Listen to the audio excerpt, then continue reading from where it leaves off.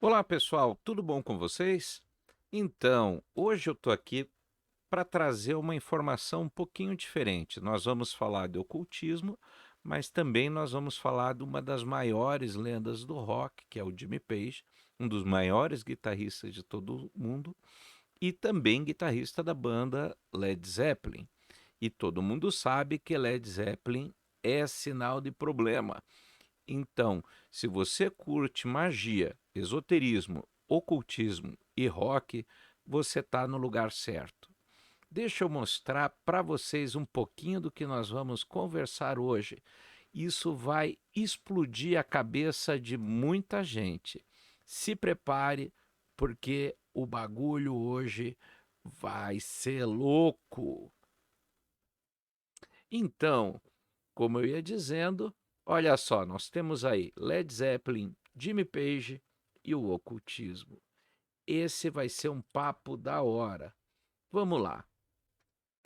Todo mundo conhece o Led Zeppelin e já ouviu falar muitas coisas. Eu trouxe aqui para vocês algumas curiosidades acerca da banda, em especial do Jimmy Page, e algumas coisas que cercam, alguns mistérios que cercam a banda e por que que isso é legal.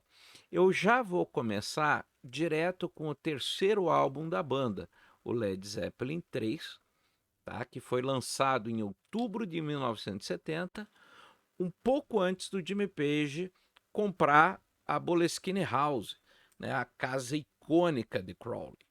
Né? E além disso, além dele comprar a casa de Crowley, ele também fez uma pequena arte nos discos que vocês vão ficar sabendo, já deve estar lendo aí, né? Que foi grafar Faze o que tu queres no anel interno do disco. Mas vamos lá. Aqui eu trouxe Jimmy Page em Boleskine House, né, na época em que ele já estava morando lá, depois que ele adquiriu.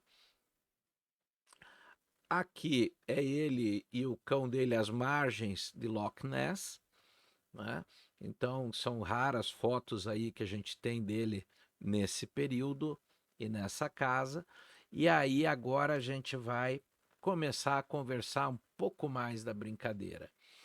Além do Jimmy Page ter essa casa e ter grafado no disco o Faze o que tu queres, nesse mesmo período ele adquiriu uma loja, era uma livraria, tá, chamada Equinox, em Kensington, tá? E lá essa livraria é uma livraria esotérica, ele foi dono dessa livraria até 1979, quando ela estava amargando grandes prejuízos.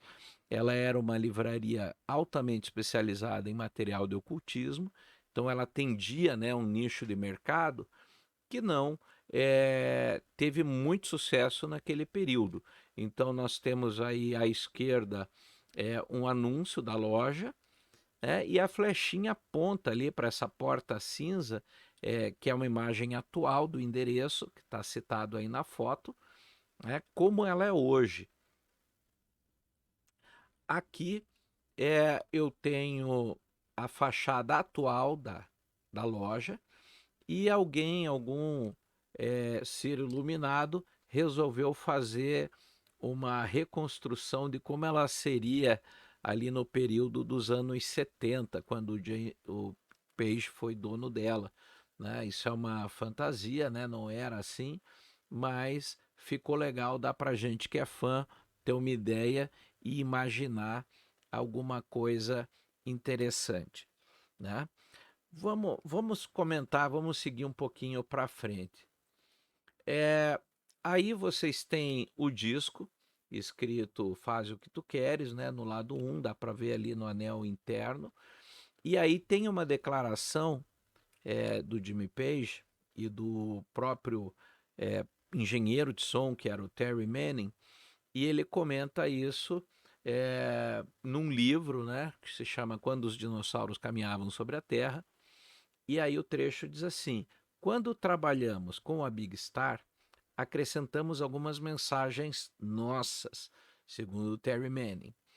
Eu contei isso a Jimmy e perguntei se ele queria escrever alguma coisa. E ele respondeu: claro, a gente podia fazer.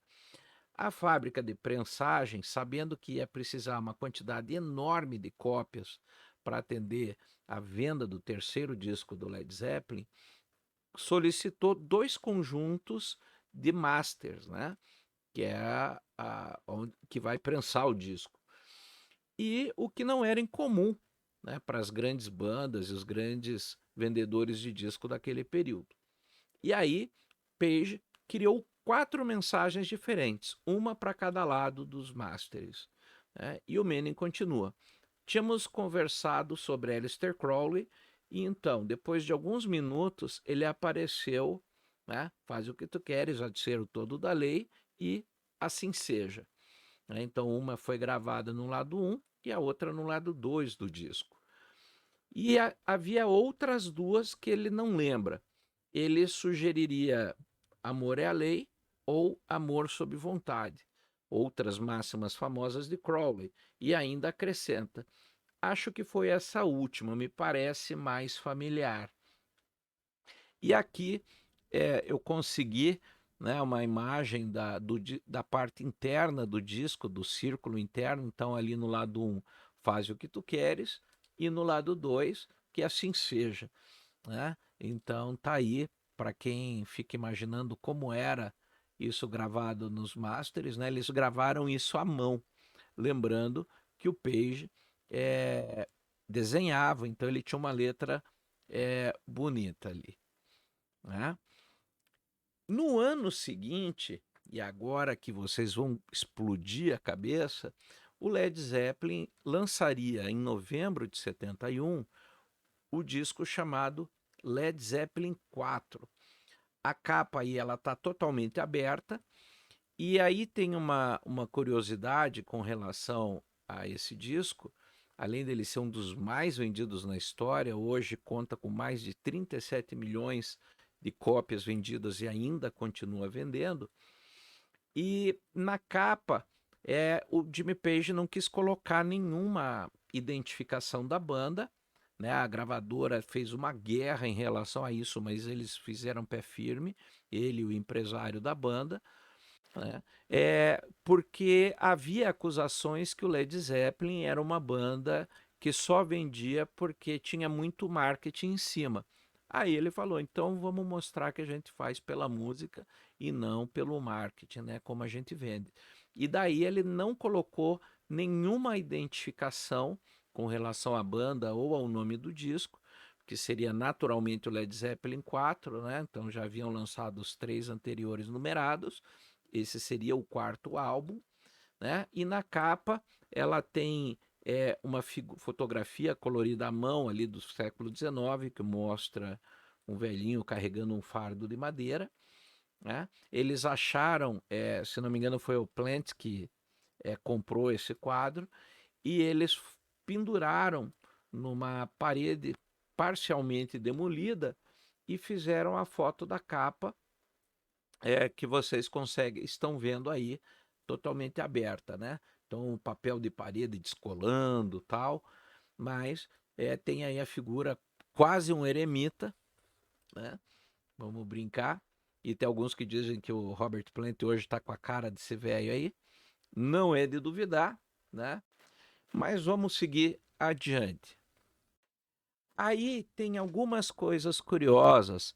Na parte interna do disco, quando você abre a capa, ela era uma capa dupla, né? Então na contracapa você tem o arcano 9 do tarô, o eremita, né? E embaixo à esquerda, quando você vê lá embaixo no pezinho do morro, você vê a figura de um jovem subindo, buscando a iluminação, e eu fiz o destaque aqui na foto à direita, né? E você vê uma construção lá embaixo. Então, essa imagem, essa casa do fundo, faz uma menção a Boleskine House, né? Que o P já havia comprado. Vocês já viram a foto ali num slide anterior, que é o lugar onde Crowley teria realizado o início da operação de Abramelin, mas lembrando que no fundo ele não ficou nessa casa por muito tempo. Então ele acabou, não deu certo a operação, né? E a casa foi ficando muito famosa entre os telemitas, inclusive tem gente que faz ritual voltado para casa, né? Para Boleskine, aí tem todas as coordenadas e tal, mas não é disso que a gente vai falar agora, né? É, E nesse período a casa pertencia já ao Jimmy Page, né? Aí tem algumas coisas curiosas. Se você olhar no eremita, ele tem na lanterna dele uma estrela de 6 pontas. E por que que isso é importante para a gente? Se você olhar na imagem da árvore das vidas, o caminho associado ao eremita, o caminho número 20, ele une Hesed a Tiferet. Tá? Então, o eremita, quando ele tem a lanterna assim na frente do rosto dele, como a gente está vendo na imagem, né, está dizendo que ele está caminhando de Hesed para Tiferet, ele está voltado para Tiferet. E aí eu fiz um destaque aí do lado apontando o caminho entre as duas Sefirot. Né? Isso tem uma alusão muito importante, por exemplo, no esquema mágico da Golden Dawn, né, a famosa Ordem da Aurora Dourada, porque na iniciação de neófito, a Golden Dawn faz uma menção à carta do eremita e a esse caminho. Então vamos lá. É, no processo da iniciação, o neófito, né, o iniciando, ele passa o tempo inteiro vendado, né, e quando está quase chegando no final do ritual, é retirada a venda dele para ser passada algumas instruções. Né? Então, eu estou colocando aqui na tela exatamente esse trecho do ritual de iniciação da Golden Dawn e vocês podem ler o trecho, né? Aí em primeira mão eu fiz uma tradução para vocês. E aí o oficial, o hierofante, ele diz assim: em tua busca pela escuridão, a lâmpada do Querux, o Querux é um oficial, né, esteve diante de você, porém você não a enxergou, referindo-se ao oficial que carrega essa lâmpada semelhante à do eremita. Só que o curioso é que na realidade é assim, essa luz ela lembra a luz das ciências ocultas. Então é uma luz que não brilha no mundo físico, ela brilha no mundo espiritual. Né? Então essa é a grande lição e é importante esse trechinho aí.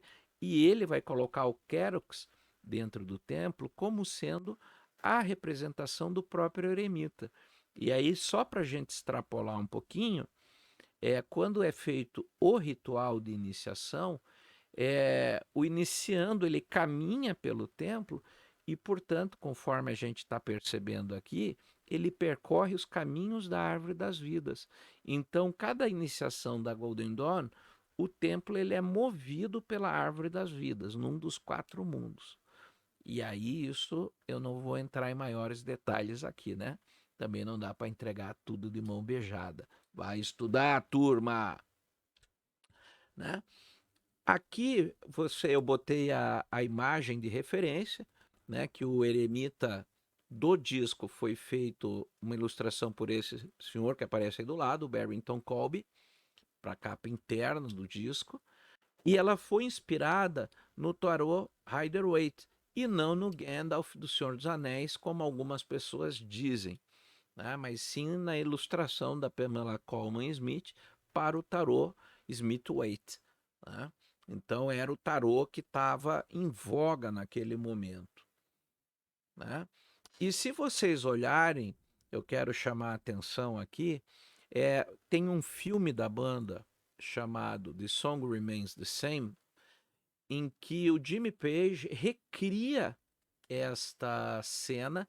Né? Nesse filme, são filmagens de vários shows que a banda fez, e aí para cada membro da banda podia escolher uma historinha para contar, uma fantasia para contar. E a fantasia do Page foi que ele se colocou como aquele buscador que está subindo na montanha para alcançar o eremita. Eu fiz 2 destaques aí e coloquei o endereço do vídeo original no YouTube para que vocês consigam buscar, vai estar aqui na descrição também, para vocês poderem acompanhar, né? Então ele vai subindo a colina e essa colina era atrás da casa da Boleskine House, né? Às margens do Loch Ness. E aí o Page, né, na biografia deles, ele comenta que foi um inferno, porque ele falou assim: ah, eu vou subir ali, isso nem é tão alto, esse morrinho, daí eu subo, vou para lá e tal, vai ficar legal pra cacete essa imagem. E daí, só que foi gravada à noite, diz que tava um frio infernal, imagina, à beira de um lago, né? E ele foi subindo e aí tinha que filmar de vários ângulos, vários takes, tinha que refazer tudo. Diz que ele quase congelou nesse dia. Se você ler as biografias, você vai ver que ele se arrependeu amargamente de fazer essa cena.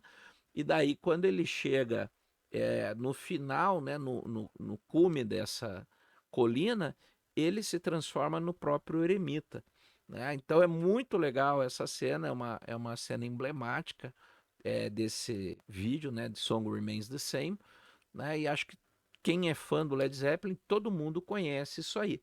Mas o que poucos sabem é que isso era no quintal de Boleskine House, né? E aí o pessoal já me perguntou, né? Os meus alunos já me perguntaram várias vezes por que que ele usou o tarô Smith-Waite e não o tarô de Tote, já que ele se dizia telemita. Pô, o cara grava, né? Faz o que tu queres no meio do disco para todo mundo comprar e receber um trechinho do livro da lei. E daí me bota a imagem do tarô Smith-Waite, que o Crowley não era muito fã do Waite, mas é preciso lembrar que, na realidade, nesse período, o tarô de Crowley ainda não tinha uma ampla divulgação, não era publicado oficialmente. O tarô de Thoth ele teve, em 1944, uma primeira edição, com somente 200 exemplares e que tinha apenas 7 cartas coloridas. Aí, em 1968, houve uma outra edição que foi feita a partir de fotocópias em preto e branco, e ela tinha uma tonalidade esverdeada, ficou conhecida como Sangreal Tarot, né? E houve também somente 250 exemplares, né? O Led Zeppelin 4 é de 71, só que a primeira edição do tarô de Tote colorido só aconteceu em 73, né? Então não havia esse tarô. O tarô, entre aspas, oficial da Golden Dawn naquele período, a melhor representação era o tarô Smith-Waite, e o próprio tarô Golden Dawn Tarot só foi criado pelo Robert Wang em 1980, baseado nas descrições do Liberté da Ordem, né? E aí conta que, inclusive, o projeto inicialmente tinha o apoio do Regard, mas no fundo, depois, quando ele viu pronto, ele falou: não, não é isso, não tem a ver, não é o que a gente estava querendo, não era essa ideia aí. E daí eles até meio que brigaram, né? Se vocês procurarem alguma coisa sobre Robert Wang Israel Regard, é capaz que vocês encontrem essa história aí, né? E aí tem os famosos 4 símbolos, né? Para quem não sabe, aí nesse disco Led Zeppelin 4, ele não colocou nem mesmo o nome dos membros da banda e colocou apenas 4 símbolos, né? Que eram os símbolos do Jimmy Page, do John Paul Jones, do John Bonham e do Robert Plant. Então, cada um deles escolheu um símbolo, né? O Page meio que foi indicando esses símbolos. O Plant que insistiu, ó, eu quero tal símbolo lá, e aí ele pegou a pena, né? Então, vamos dar uma olhada no que quer dizer esses símbolos aí, né? O primeiro deles, Zoso, que muita gente fala assim, mas pô, o que quer dizer Zoso? Né? Então o pessoal já teve gente que disse que vem do grego, né? E eu botei ali a palavra, mas em grego se fala zozo, né? Esse termo, e ele quer dizer salvação.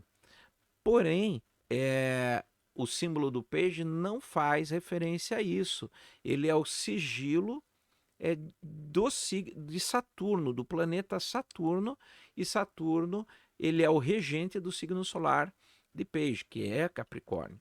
Né? O Plant, Robert Plant, ele escolheu a pena, e aí tem várias analogias, né? Ele é a pena, seria a pena da deusa Maat, a deusa da justiça, harmonia e da verdade, ou da coragem, e também tem uma história aí que diz que o Plant identifica que seria o mundo de Lemúria, tem a ver com a vinda de Lemúria, tal, né? Mas já é mais, eu acredito que seja mais uma coisa para despistar, né? O símbolo do John Paul Jones é a triquetra, né, que representa a eternidade, as três faces da deusa, né, a mãe, a virgem, a anciã. E quando ela tem um círculo assim, ela está circunscrita num círculo, também tem a ver com o símbolo de proteção, quase que uma equivalência é, com o pentagrama, né, enquanto símbolo de proteção. O símbolo do John Bohan, ele é interpretado como sendo um símbolo da Trindade, pai, mãe e filho, e a família, porque o Bohan, apesar de fazer mil e uma loucuras é, na estrada, né, ele sempre foi um cara de muitos excessos, tanto é que morreu por causa desses excessos, ele sentia muita falta da família. Né? Mas, ao mesmo tempo, observem que eu coloquei aí à esquerda a figura do Hierofante e também tem a ver com os três éons, né? E os três capítulos do livro da lei.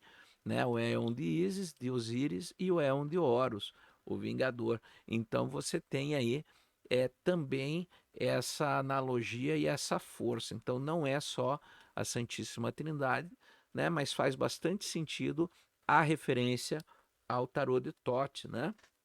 Mesmo que ele não tivesse ainda sido lançado oficialmente, mas ele conhecia, né? Aí existe um quinto símbolo que pouca gente conhece, que é o símbolo de Saint-Denis.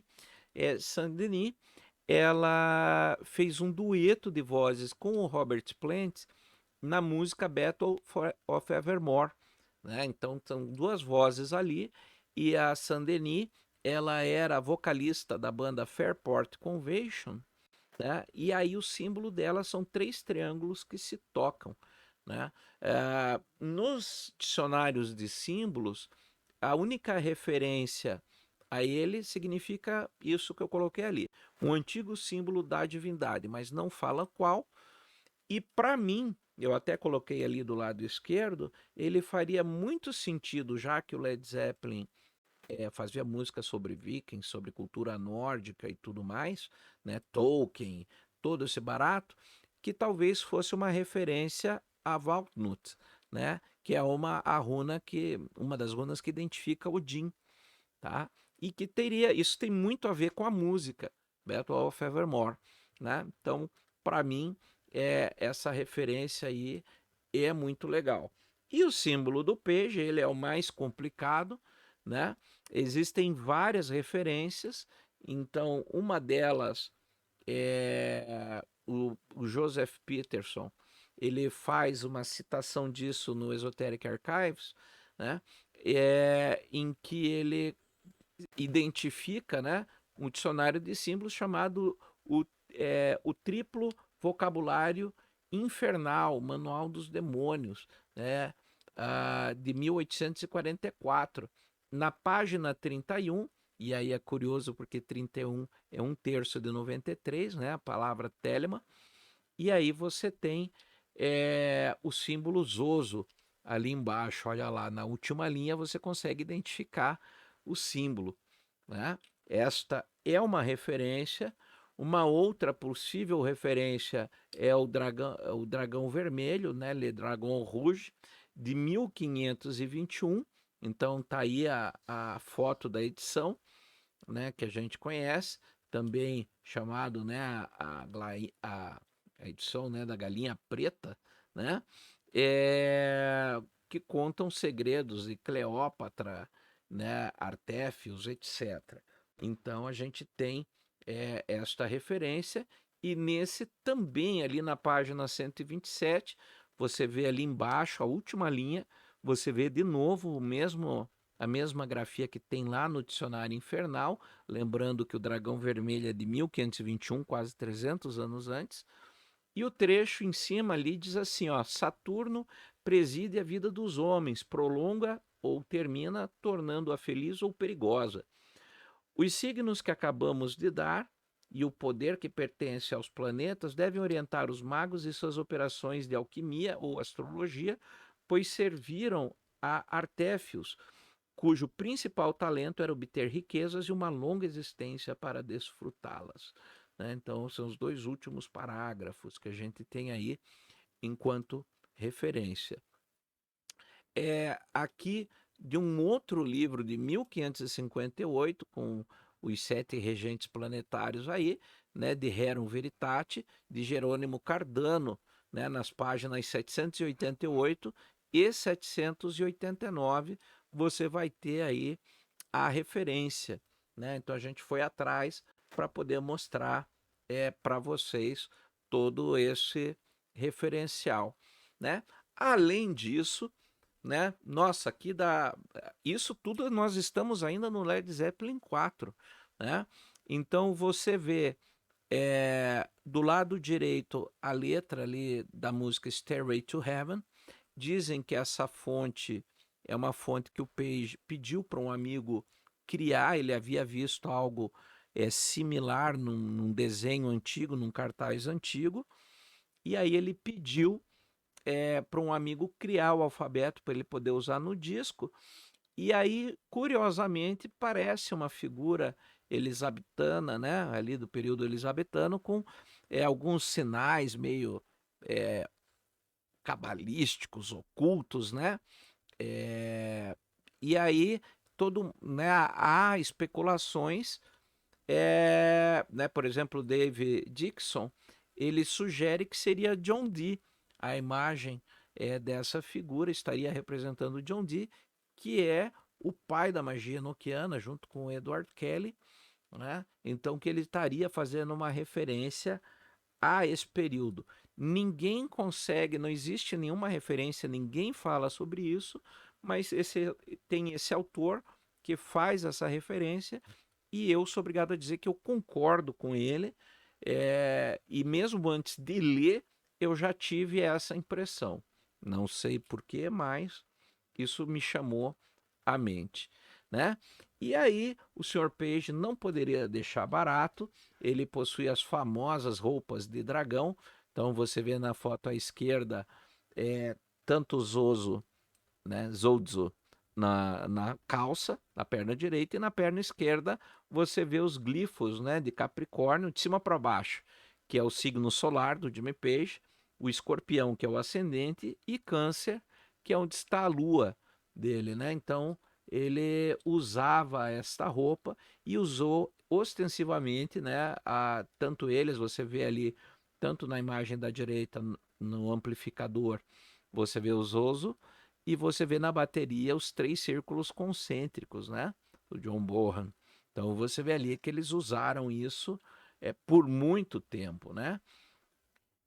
E aqui, ó, ainda você pode dizer, mas isso é só figurinha de marketing. Velho, não é, né? Olha só o detalhe, aqui na roupa dele, numa das camisas do Jimmy Page, você vê que na gola, na parte interna da camisa, foi feita uma etiqueta, um desenho que foi bordado ali, né? Tá costurado, dá para ver, eu fiz o detalhe, e nada mais é do que o Rei de Ouros, né? Então, olha ali, ó, aí você vê ainda que tem a data, né? Bowlers 1972, né? Então, para quem conhece tarôs, meus alunos, por favor, né? Depois comenta aí embaixo, né? O que estaria querendo pedir o Sr. Page, né? E colocar a imagem do Rei de Ouros na parte interna. Então, gente, não é só marketing, porque isso daí não aparecia, isso é o que ficava em contato com ele durante as apresentações, né? Ele estava vestido com essa roupa, isso não aparecia para ninguém a não ser para ele, né? E eu mesmo tirei isso, eu tenho diversas biografias do Led Zeppelin, em um dos livros específicos do Jimmy Page, ele fotografa esta camisa e eu fiz aqui a foto do detalhe para vocês poderem enxergar isso, né? Então, para o pessoal que diz que era tudo jogo de cena, eu duvido, né? E aí tem o livro, né, do Brad Tolinsky, que se chama Luz e Sombra, Conversas com Jimmy Page, e esse autor ele foi entrevistador de diversas revistas musicais, né, provavelmente Rolling Stones, ah, ah, todas essas revistas que tem, né? E aí, numa das entrevistas, ele pergunta a queima-roupa para o Jimmy Page. Eu vou, inclusive, ler integral aqui o trechinho, e olha só que bacana. Você fazia, né, pergunta, né, o repórter, você fazia um uso muito sofisticado da simbologia. Os sigilos, símbolos de poder ocultista, no Led Zeppelin 4, que estão ali embaixo, e os ornamentos dos seus trajes de palco naquele período são ótimos exemplos das marcas que você deixou na cultura popular. Usar os símbolos como marca é uma coisa que as grandes corporações tentam fazer hoje. E aí Page responde: você está falando de magia talismânica? Sim, eu entendi o que eu estava fazendo. Não há mais nada a dizer sobre isso, pois quanto mais eu falo, mais excêntrico eu pareço. Mas a verdade é que, até onde eu sei, estava dando certo. Então eu usava. Porém, não é muito diferente de quem usa fitinha no pulso. Tudo é uma abordagem talismânica. Tá? Ou melhor, não é exatamente a mesma coisa, mas está no mesmo domínio. E encerra o assunto dizendo que os 4 elementos musicais do Led Zeppelin, ao criarem um quinto, é pura magia, é um processo alquímico. Aqui, lembrando que o Jimmy Page participou, chegou a trabalhar na trilha sonora de Lucifer Rising com Kenneth Anger, e aqui vocês têm, existe um trecho do filme onde você vê o Jimmy Page segurando a Estela da Revelação, diante de uma fotografia do Crowley. Esse filme pode ser encontrado no YouTube, e aí vocês vão conseguir assistir essa cena, o momento em que ela acontece. Né? Ela é bem rapidinha, mas está aí o Page segurando a Estela da Revelação na mão. Então, gente, não é apenas jogo de cena. Ele tinha realmente um pezinho lá, e aí fica bem evidente. Né?